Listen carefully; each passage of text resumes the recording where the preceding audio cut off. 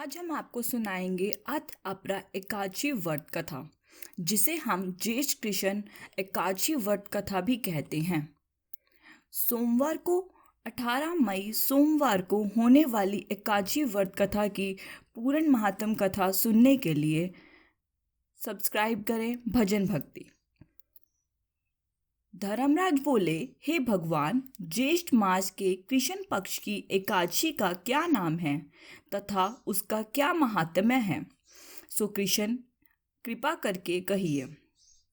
तब श्री कृष्ण जी बोले, हे राजन, ज्येष्ठ मास के कृष्ण पक्ष की एकादशी का नाम अपरा है, क्योंकि यह पुण्यों को दान देने वाली और पापों को नष्ट करने वाली है।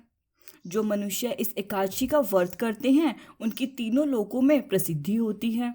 अपरा एकादशी के व्रत के प्रभाव से ब्रह्महत्या, प्रेत योनि, दूसरे की निंदा आदि के पाप नष्ट हो जाते हैं।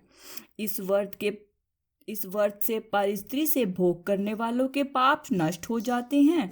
झूठी गवाही, असत्य भाषण, झूठा वेद पढ़ना, झूठा शास्त्र बनाने वाले, ज्योतिषी, झूठा वैद आदि सभी को पाप अपरा एकादशी के व्रत से नष्ट हो जाते हैं। जो क्षत्रिय युद्ध से भाग जाए वे नरक को जाते हैं, परंतु अपरा एकादशी का व्रत करने से स्वर्ग की प्राप्ति होती है। जो शिष्य गुरु से विद्या ग्रहण करते हैं परंतु बाद में गुरु की निंदा करते हैं, वे अवश्य ही नरक को चले जाते हैं।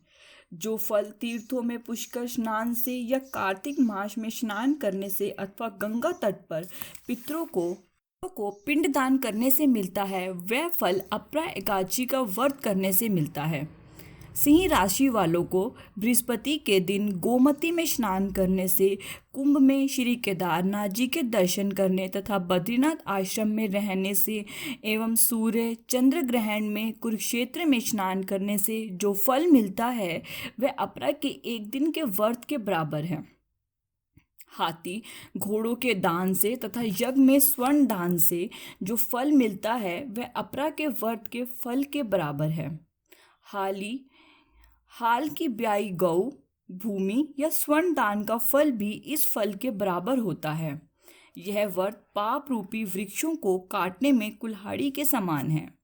यह व्रत पाप रूपी अंधकार के लिए सूर्य के समान है। अतः मनुष्य को एकादशी के व्रत के दिन भक्ति पूर्वक श्री कृष्ण विष्णु जी का पूजन करना चाहिए, जिससे अंत में विष्णु पद की प्राप्ति होती है। हे राजन, मैंने अपरा एकादशी की कथा लोकहित के लिए कही है। इसके पढ़ने व सुनने से समस्त पाप नष्ट हो जाते हैं। बोलो श्री कृष्ण भगवान की जय।